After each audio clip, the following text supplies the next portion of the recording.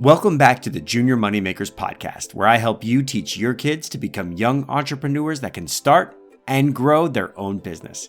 Today's episode is going to be a quick rundown of age-appropriate ideas that you can use around the house to help your kids get excited about making money. Some of the ideas I give you today might seem a little silly, especially the ones for the 6 and under crowd, but trust me when I tell you, they really do work.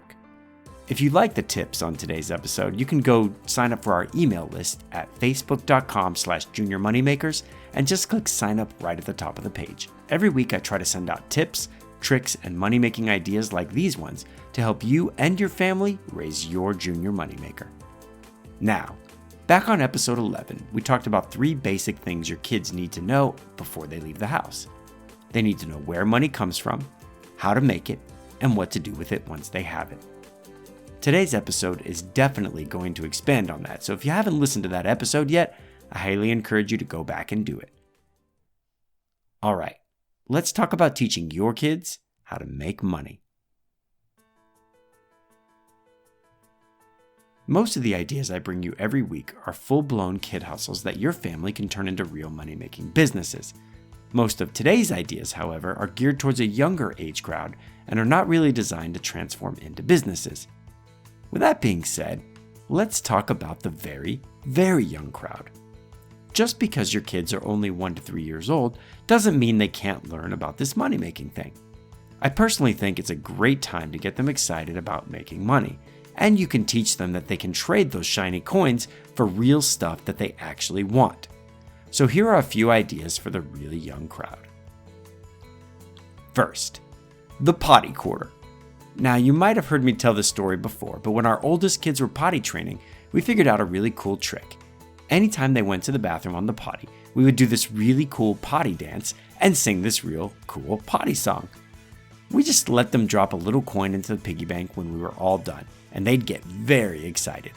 So don't tell them, but later we would just kind of empty some of the coins out and we'd set them right back next to the bank and let them drop the same coins in the bank all over again later.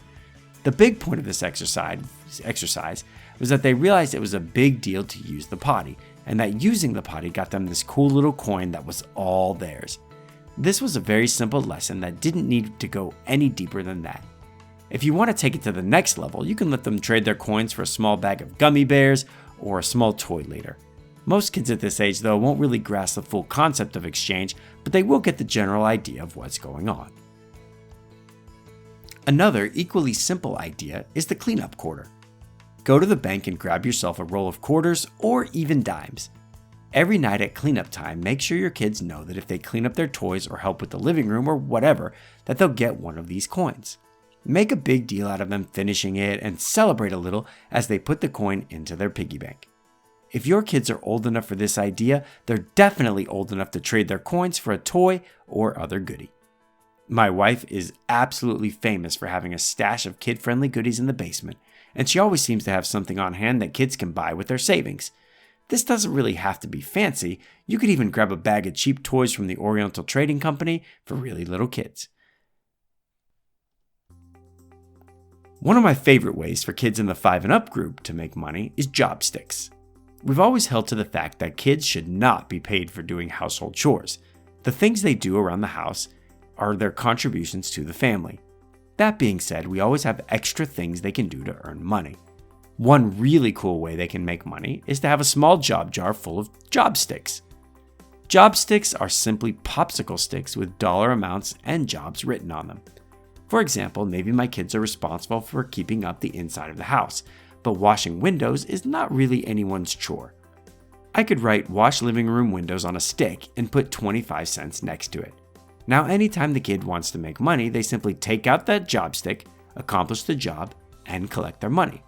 The nice thing about this one is that you can throw just about any job you don't want to do into the job jar, and magically your kids will take care of that one for you, as long as, you pay them.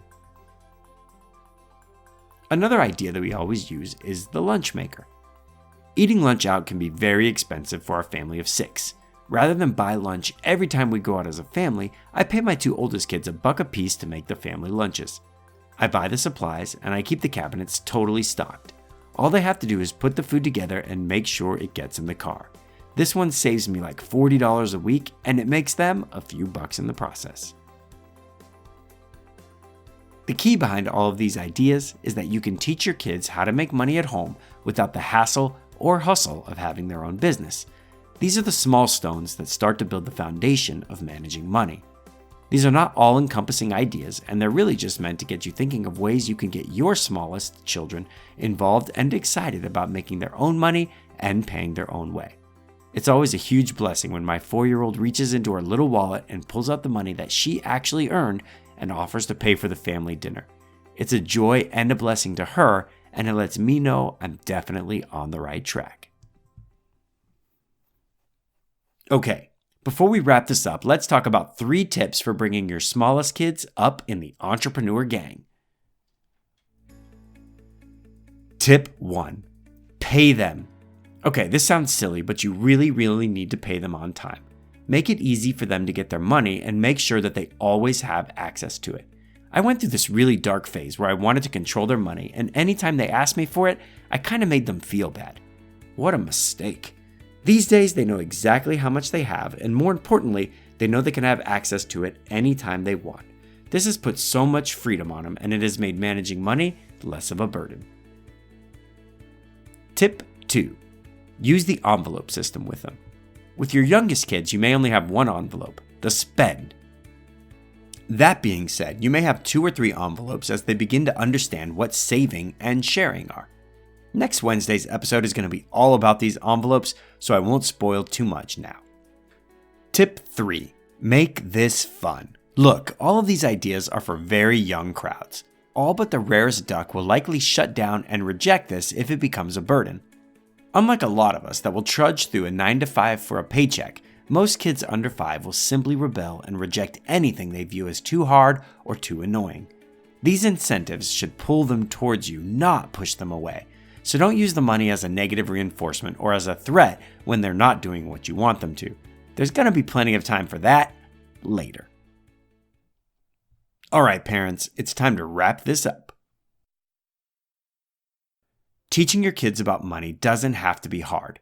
You can start at a very young age with simple ideas like the ones I just talked about. These are only a few quick ideas I jotted down off the top of my head, and I would love to hear all about any ideas that you've used in your own house. Just email me at mark@juniormoneymakers.com, and I'll make sure to include them in a future episode. Even better, you can go to juniormoneymakers.com/ask and leave me a voice recording of your idea so that I can play it on a future episode. Thank you for listening, and don't forget, you can catch great ideas like these every week by going to facebook.com/juniormoneymakers and clicking sign up at the top of the page. Until next time, I'm your host, Mark. Don't forget to dream big and change the world. The views expressed on this program in no way represent the views of the United States Air Force, the Department of Defense, or the United States government, and are solely those of the host and their guest. Additionally, the ideas in this program should only be tried after ensuring compliance with all laws and regulations, and then only with parents' permission. Finally, while we believe in every idea we present, we cannot guarantee your results, as all individual results will vary.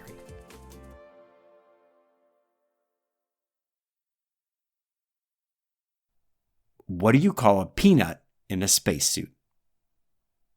An astronaut.